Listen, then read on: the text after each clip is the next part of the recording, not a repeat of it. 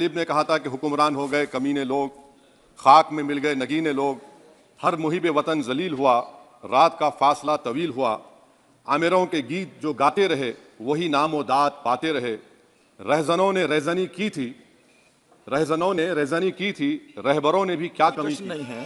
राम मंदिर के निर्माण की जो प्रतिष्ठा हुई है उसको संबोधन कर रहा है, और वो सर्वोच्च न्यायालय के द्वारा तथ्यों के आधार पर दिए गए निर्णय के कारण से हुआ है। सर्वोच्च न्यायालय का निर्णय है, तो तथ्यों के आधार पर निर्णय है। मैं आपको गलत साबित कर दूंगा सर।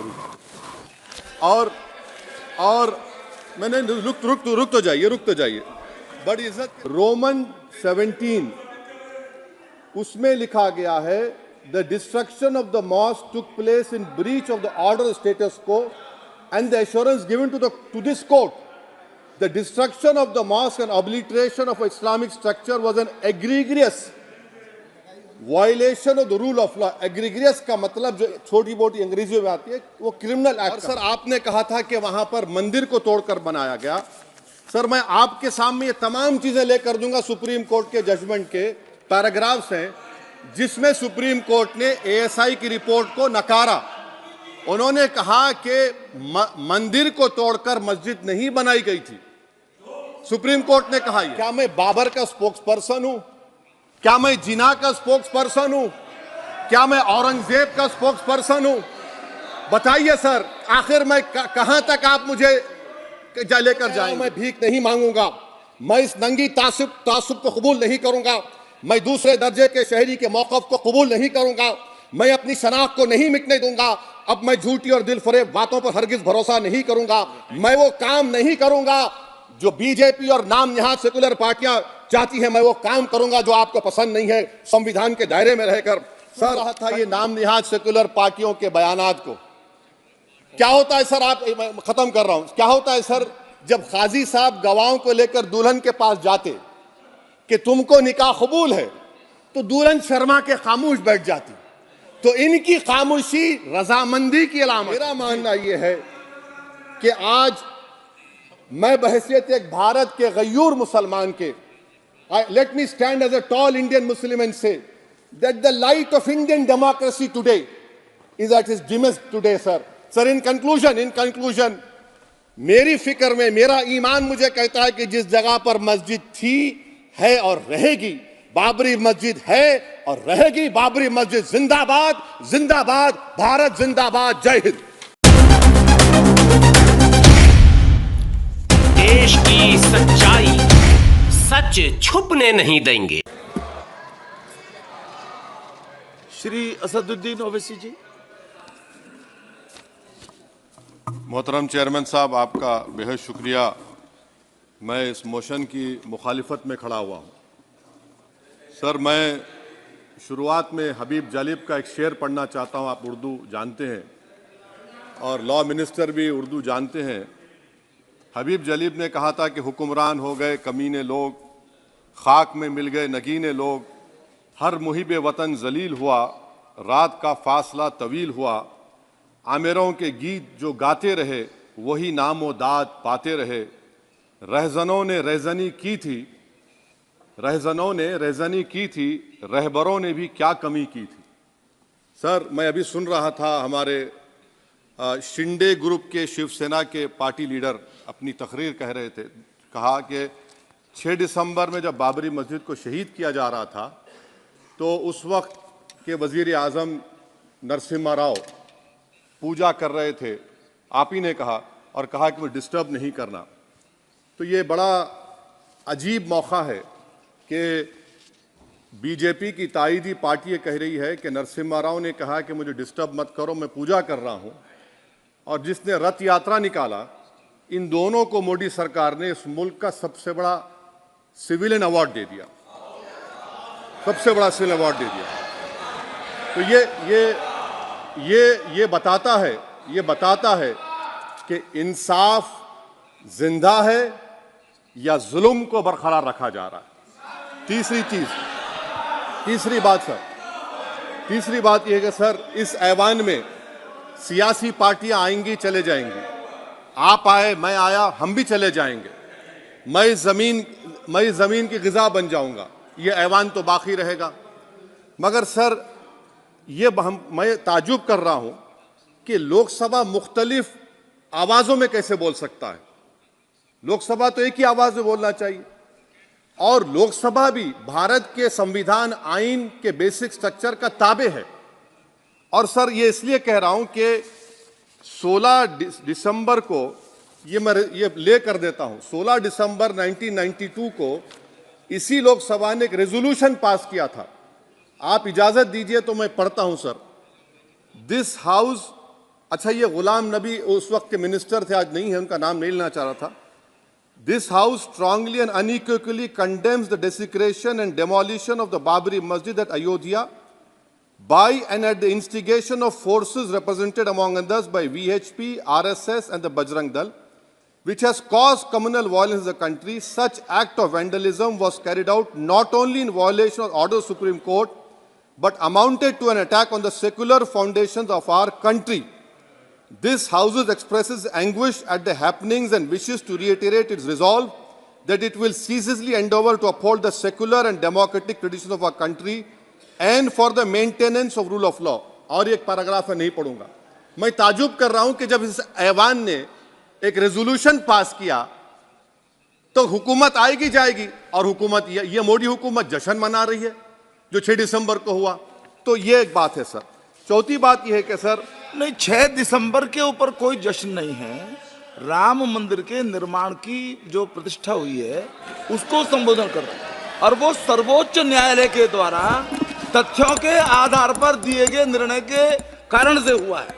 सर्वोच्च न्यायालय का निर्णय है, तो तथ्यों के आधार पर निर्णय है। वो विषय आपने बोल दिया, ठीक है, ओके। परंतु जो मंदिर का निर्माण है वो नियमानुसार सर्वोच्च न्यायालय के निर्णय से तथ्यों को देख करके। और एक सेकंड, आप इस्लाम के बहुत जानकार हैं, विद्वान हैं वैसे भी अब कानून के।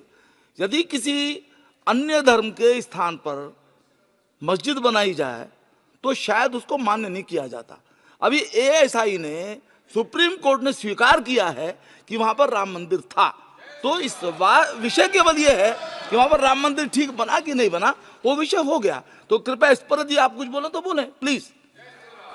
सर मैं आपको गलत साबित कर दूंगा सर भी। और मैंने रुक तो जाइए बड़ी इज्जत के साथ सर, मैं आपकी बड़ी इज्जत करता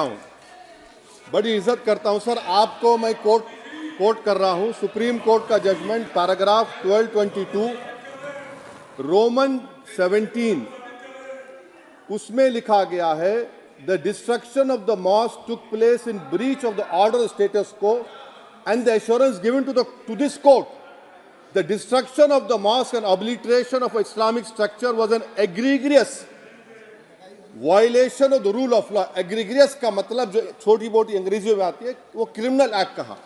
और सर आपने कहा था कि वहां पर मंदिर को तोड़कर बनाया गया। सर मैं आपके सामने ये तमाम चीजें लेकर दूंगा, सुप्रीम कोर्ट के जजमेंट के पैराग्राफ्स हैं जिसमें सुप्रीम कोर्ट ने एएसआई की रिपोर्ट को नकारा। उन्होंने कहा कि मंदिर को तोड़कर मस्जिद नहीं बनाई गई थी। सुप्रीम कोर्ट ने कहा, सुप्रीम कोर्ट ने कहा। अब और मैं रख दूंगा, आप पढ़ लीजिए। अच्छा सर मैं अपनी तकरीर पर आ जाता हूं सर। तो मैं अपनी बात कर देता हूं सर। तो मैं ये पूछना चाह रहा हूं कि क्या मोदी सरकार एक समुदाय, एक मजहब की सरकार है या पूरे देश के मजाहिब को मानने वालों की सरकार है, जिसको नहीं मानते उनकी सरकार है? हमको बता दीजिए। क्या मोदी सरकार सिर्फ एक फिक्र और नजरिया हिंदुत्व की सरकार है? क्या इस देश का, इस गवर्नमेंट ऑफ इंडिया का कोई मजहब है? इस वतन अजीज सबके मजहब को मानता है। सर मेरा मानना है कि इस देश का कोई मजहब नहीं है। क्या ये सरकार 22 जनवरी का पैगाम देकर यह बताना चाहती है कि एक मजहब को दूसरे मजहब के मानने वालों पर गलबा और कामयाबी मिली? क्या आइन इसकी इजाजत देता है? क्या ये पैगाम आप जब ऐवान से दे रहे हैं तो 17 करोड़ मुसलमानों को आप क्या पैगाम दे रहे हैं, ये मैं आप पर छोड़ता हूं। सर 49 में धोखा हुआ, 86 में धोखा हुआ, 92 में धोखा हुआ, 2019 और 22 में भी इस ऐवान के जरिए हमको धोखा दिया जा रहा है। और अफसोस के साथ कहना पड़ता है सर कि मुस्लिम अक़लियत को हमेशा ये कहा गया कि तुमको भारत के शहरी बरकरार रहने के लिए एक बहुत बड़ी कीमत तुमको चुकानी पड़ेगी, और हम पर इल्ज़ाम लगा दिया गया। सर, क्या मैं बाबर का स्पोक्स पर्सन हूं? क्या मैं जिना का स्पोक्स पर्सन हूं? क्या मैं औरंगजेब का स्पोक्स पर्सन हूं? बताइए सर, आखिर मैं कहां तक आप मुझे लेकर जाएंगे? दूसरी बात यह है सर, दूसरी बात यह है कि फिर 6 दिसंबर के बाद देश में फसाद हुआ, नौजवानों को टाडा में डाला गया जो बूढ़े होकर निकले। यकीनन आपकी सरकार नहीं थी, आपकी सरकार नहीं थी। अच्छा, बल्कि मैं तो मर्यादा पुरुषोत्तम राम की इज्जत करता हूं, मगर मैं नाथूराम गोडसे से नफरत करता हूं। मेरी नस्लें नफरत करती रहेंगी, क्योंकि नाथूराम गोडसे ने उस शख्स को गोली मारी जिसके जबान से आखिरी लफ्ज निकले हे राम। सर, छठी बात यह है कि 87 में मलियाना हाशिमपुरा हुआ, 83 में नेल्ली हुआ, 44 में जम्मू में नस्ल कशी हुई, 2022 में हल्दीवानी में कत्ल हुआ। इतने धोखे सबसे बड़े किसको दिए गए? असदुद्दीन ओवैसी को दिए गए। मगर फिर भी मुझसे ही कहा जाता है कि वफादारी को तुम साबित करो अपनी ओवैसी। सर, आज भारत के 17 करोड़ मुसलमान अपने आप को अजनबी और एलिनेट महसूस कर रहे हैं। मैं बहुत बड़ी नाइंसाफी होती है, सर ये कोई तारीखी नाइंसाफी को इंसाफ नहीं किया जा रहा है, स्पीकर बल्कि सर, अंग्रेजी में। स्पीकर सर, केवल एक प्रश्न का जवाब ओवैसी साहब दे दें कि बाबर को वो आक्रमणकारी मानते हैं या नहीं मानते हैं? पुष्पमित्रा संघा को आप क्या मानते हैं? बताओ, पुष्पमित्रा संघा को आप क्या मानते हैं? जम्मू के वो कश्मीर के वो राजा को क्या मानते हैं जिसके पास एक फौज थी मंदिरों को तोड़ने के लिए? आप क्या मानते हैं? यही तो मैं कह रहा हूं कि निशिकांत दुबे 47 में आजादी मिली असदुद्दीन ओवैसी से बाबर की बात पूछ रहे हैं। तुम गांधी की बात पूछते, तुम बोस की बात पूछते, तुम जलियांवाला बाग की बात पूछते, तुम काला पानी में जो मुसलमान शहीद हो गए उनकी बात पूछते, मगर बाबर की बात पूछी जाती है। तो सर, मैं आपको बता रहा था, खामखा डिस्टर्ब किए सर, मुझे मेरा वक्त ले लिए निशिकांत दुबे। सर, मैं आपसे कह रहा था, मोदी हुकूमत ये पैगाम दे रही है भारत के मुसलमानों को कि जान बचाना है या इंसाफ चाहते हो। मैं कह रहा हूं, मैं भीख नहीं मांगूंगा, मैं इस नंगी तासुब को कबूल नहीं करूंगा, मैं दूसरे दर्जे के शहरी के मौक़िफ़ को कबूल नहीं करूंगा, मैं अपनी शनाख्त को नहीं मिटने दूंगा। अब मैं झूठी और दिल फरेब बातों पर हरगिज भरोसा नहीं करूंगा। मैं वो काम नहीं करूंगा जो बीजेपी और नाम निहाद सेकुलर पार्टियां चाहती हैं। मैं वो काम करूंगा जो आपको पसंद नहीं है, संविधान के दायरे में रहकर। सर, कंक्लूजन में मैं आपको बताना चाहता हूं कि आज इस देश को किसकी जरूरत है? इस देश को अयोध्या में, तारीख शायद नहीं पढ़ते होंगे, मौलाना अमीर अली कौन थे? पुजारी बाबा रामचरण दास कौन थे? अयोध्या के पुजारी थे। दोनों ने मिलकर अंग्रेजों के खिलाफ जंग लड़ी थी और दोनों ने, अंग्रेजों ने इनको गिरफ्तार किया और एक पेड़ पर मौलाना अमीर अली को और पुजारी रामचरण दास को फांसी दे दी गई। देश को इनकी जरूरत है। देश को शंभू प्रसाद, अचन खां, ये राजा देवी बख्श सिंह के फौज में थे, अंग्रेजों से मुकाबला किया, मुसलमान की लाश को जला दिया गया और शंभू प्रसाद को दफना दिया गया। इस देश को यह जरूरत है, देश को बाबा मोदी की जरूरत नहीं है। आज भारत को अयोध्या के मौलाना अमीर अली और रामचरण दास, अचन खान, शंभू खान की जरूरत है।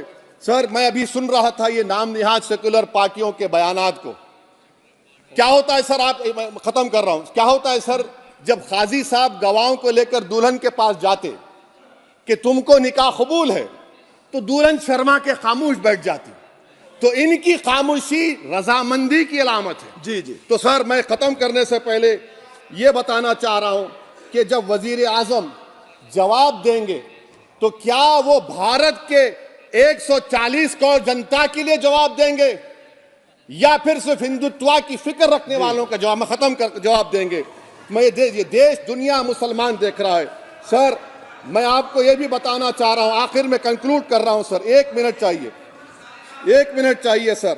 सर मेरा मानना यह है कि आज मैं बहैसियत एक भारत के गयूर मुसलमान के, let me stand as a tall Indian Muslim and say that the light of Indian democracy today is at its dimmest today, sir. Sir, in conclusion, मेरी फिक्र में मेरा ईमान मुझे कहता है कि जिस जगह पर मस्जिद थी, है और रहेगी, बाबरी मस्जिद है और रहेगी, बाबरी मस्जिद जिंदाबाद, जिंदाबाद, भारत जिंदाबाद, जय हिंद।